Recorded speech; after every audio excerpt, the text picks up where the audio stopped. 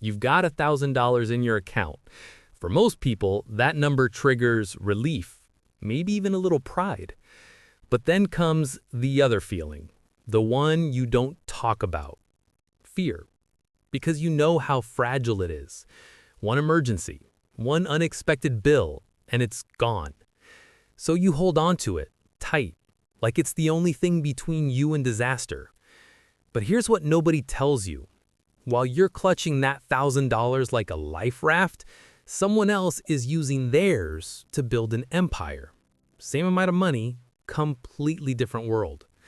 And the difference isn't luck, it's not privilege, it's not some secret formula. It's vision, the ability to see what money actually is and what it can become. The rich don't look at $1,000 and see security. They see ammunition. They see the first brick in a foundation. You look at $1,000 and see a finish line. They see a starting gun. And that single difference in perspective, that's what separates people who stay stuck from people who build wealth. I'm Mr. Coin, and I've spent far too much time breaking down how the rich actually think and what they do differently that no one ever teaches you. So let's talk about what they see in $1,000 that you've been missing. Before we dive in, if you're tired of feeling like money is working against you instead of for you, hit that subscribe button.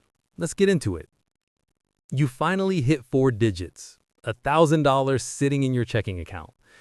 And instead of celebration, there's just tension. Because you've been here before, you've had money, and you've watched it disappear. Car breaks down, medical bill arrives, something always comes up. So this time, you're careful. You don't touch it. You don't even think about it too much. It's not really yours, it's just temporarily in your possession until life takes it back. That's how most people feel about their first $1,000. It's not a tool, it's a cushion, a thin layer of protection between you and complete chaos. When you've been living paycheck to paycheck, your brain learns to protect what little you have. That's survival, and survival is smart. But here's the problem. Survival mode doesn't build wealth. It just prevents loss. So you end up in this loop. You save $1,000, you protect it, you don't invest it or grow it, because what if you need it? And years pass. That $1,000 just sits there in a checking account earning basically nothing, or in a savings account earning 0.01%, while inflation eats it at 3% per year. You're not losing money on paper, but you're losing purchasing power. You're losing opportunity. You're losing time. Meanwhile, someone else who started with the exact same $1,000 is building something different. Not because they're smarter than you, just because they see that money differently. Here's the fundamental truth that changes everything. $1,000 is not an amount. It's a decision. When you have $1,000, you're not holding money, you're holding a choice. Most people choose safety. They choose to keep it close, to protect it. The wealthy choose differently. They choose to deploy it, to put it to work, to see it as the beginning of something, not the end. Think about it like this. You can use $1,000 as a blanket. It covers you, keeps you warm, makes you feel protected. Or you can use it as a seed. You plant it in the right soil, you give it time, and eventually it grows into something that produces more seeds than you started with. Same money, different metaphor, different outcome. The rich don't see money as comfort. They see it as capital. And capital has only one job, to multiply. When most people get $1,000, they ask, how do I keep this safe?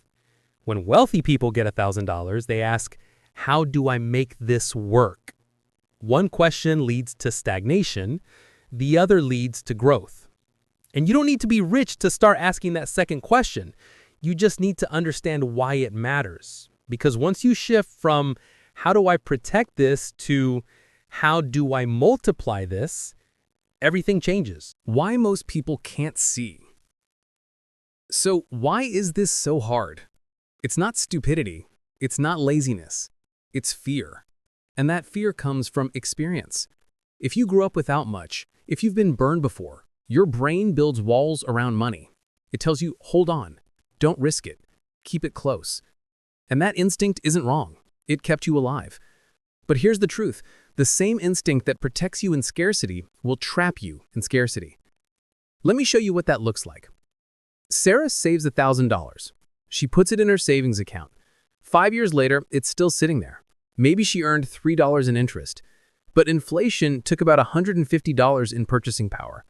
So Sarah's $1,000 is now worth about $850 in real terms. Michael saves the same $1,000 at the same time, but he opens a brokerage account and buys an S&P 500 index fund. 5 years later, at the market's historical average of 10% annual returns, Michael has approximately $1,610. That's a $760 difference from one choice. Sarah thought she was being responsible, but what she actually did was let her fear cost her $760. This is what the wealthy understand. Idle money is expensive money. Every dollar that's not working is a dollar that's slowly dying. The 3 principles that change everything. What do wealthy people actually do with their first $1,000? They follow 3 simple principles.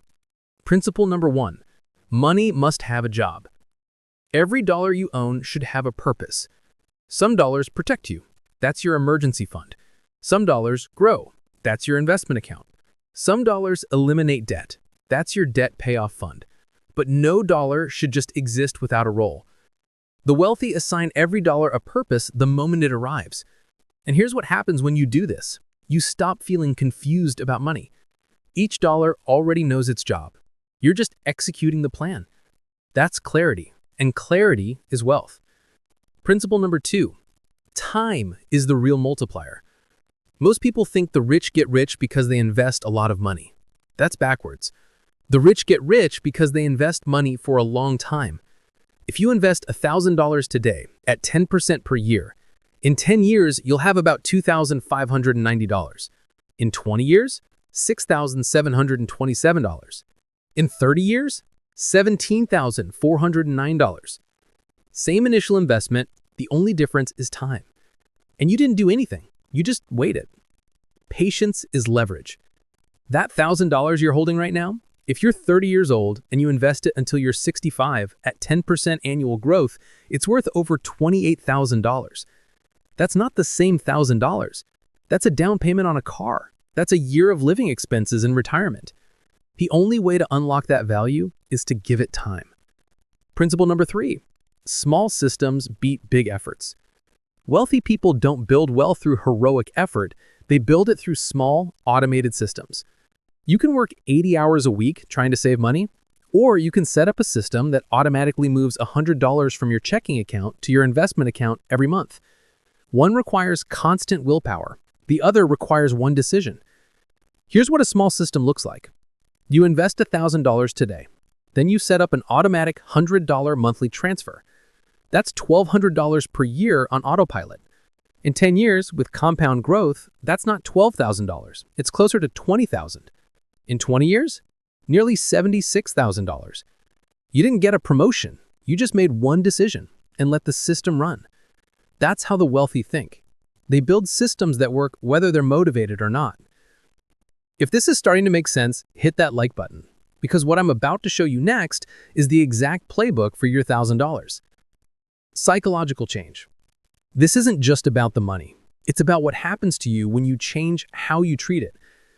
The identity shift. When you treat $1,000 like an investor would, putting it to work, building a system around it, something changes inside you. You start to identify as someone who invests. Not someday, right now. And that new identity changes every decision you make going forward. The moment you invest your first $1,000, you're not wealthy yet, but you're someone who invests. And that person sees opportunities you used to miss. The momentum effect. The first 1,000 is always the hardest. Not because of the amount, because of the inertia. But once you do it once you open that account, buy that first share, it stops being scary. It becomes normal. And then 2,000 doesn't feel impossible anymore. 5,000 feels like the natural next step. Because you prove to yourself that you can do this. The hardest dollar to invest is the first one. After that, it's just repetition. The trap most people fall into. But most people save the $1,000, feel proud, and then do nothing. because sitting feels safe. But here's the hard truth. Doing nothing with money is still a choice, and it's usually the wrong one. While your $1,000 sits in a checking account earning 0.01% per year, inflation erodes it at roughly 3% per year. That's $30 in lost purchasing power every year, just from doing nothing. The wealthy understand this. Cash is a melting ice cube.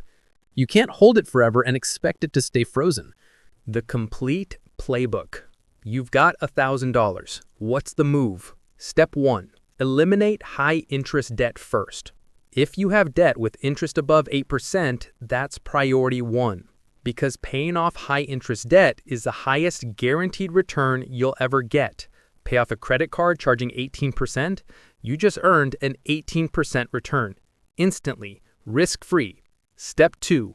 Build a small emergency buffer. If you've handled high-interest debt, keep $1,000 liquid in a high-yield savings account. Not 5 months of expenses, just $1,000. This is your flat tire fund, your life happens fund. Online banks like Marcus or Ally offer around 4 to 5% interest. That's infinitely better than 0.01% at traditional banks.